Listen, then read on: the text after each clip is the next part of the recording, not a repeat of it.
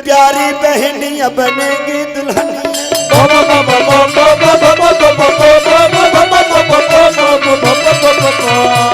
सज के आएंगे दुल्हे राजा, भैया राजा बजाएगा बाजा, भैया राजा बजाएगा, भैया राजा बजाएगा बाजा, भैया राजा बजाएगा बाजा। के ओठों पे झूलेगी झुलनिया, और झूमेंगे दुल्हे राजा, भैया राजा बजाएगा बाजा।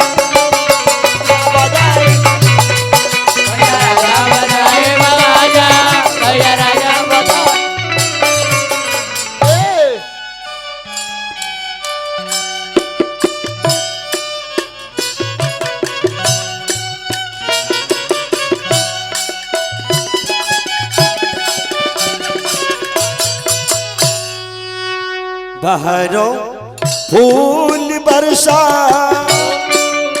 मेरे प्रभु राम आए, मेरे भगवान आए, हवाओं रागनी गा मेरे प्रभु राम आए, मेरे भगवान आए।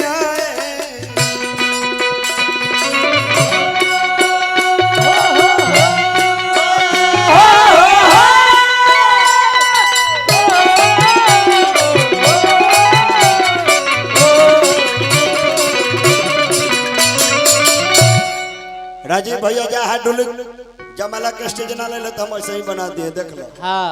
वो लाली फूल की मेहंदी लगाई गोरे हाथों में,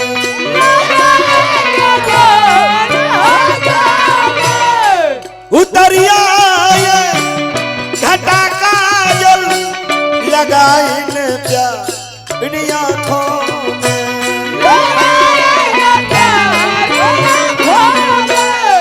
सितारों मांग भर जाओ, मेरे प्रभु राम आए, मेरे भगवान फूल वर्षा मेरे प्रभु राम।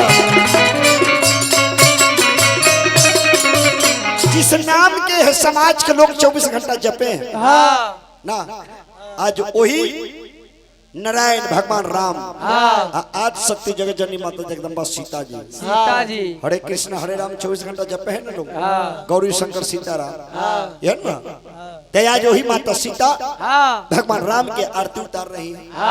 तो हम ये कहे कि और कहीं ताली बजाइए चाहे मत बजाइए, लेकिन आज माता सीता जी नारायण जी यानी राम जी के आरती उतार रहे थे। जहाँ आरती हो तो ताली जरूर, ताली बजाने में बड़ा लोग कंजूसी करता नहीं रहा, बहुत ज्यादा ताली ताली जरूर बजाइए। भगवान की आरती हो रहा है, सब चाची लोग सभी कहे, सब लोग मिला जुला के ताली बजाने के काम लगा, शुरू करो। देखा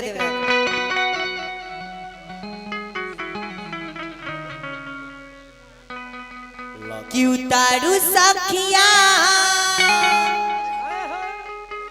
है, उतारू सखिया, उतारू सखिया, ओए ताली बजाओ, उतारू सखिया। अच्छा एक मिनट, ई सब ना बजावे छिन, अहू सके त कम से कम बजा। ए जितेंद्र भैया उन्हों से ताली बजा। राजीव जी खाली मोबाइल से बतिया से, अरे मैडम से तो कखनियो बतिया ले बाबू, ये घड़ी जरूरी है। कि उतारू सखिया, उतारू सखिया, सभी लोग आप लोग भी बजाइए, उतारू सखिया, उतारू सखिया।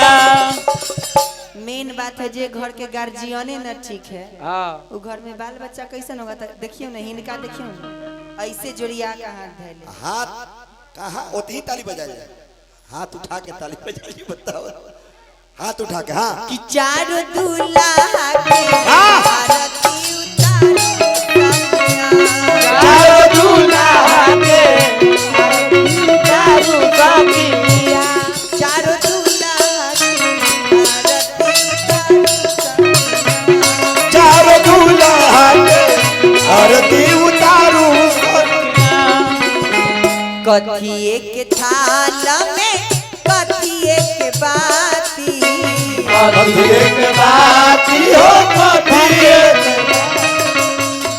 जगमग ज्योत जलेला सारी राती जलेला सारी रात जलेला सारी उतारू सखिया हे उतारू सखिया उतारू सखिया ओ उतारू सखिया चारों दूल्हा के आरती उतारू सखिया चारों दूल्हा के आरती उतारू सखिया सोने के थाल में कपूरा के बाती कपूरा के बाती हो कपूरा क्या हो जगमग ज्योत जलेला सारी राती जलेला सारी रात जलेला सारी उतारू सखिया हे उतारू सखिया उतारू सखिया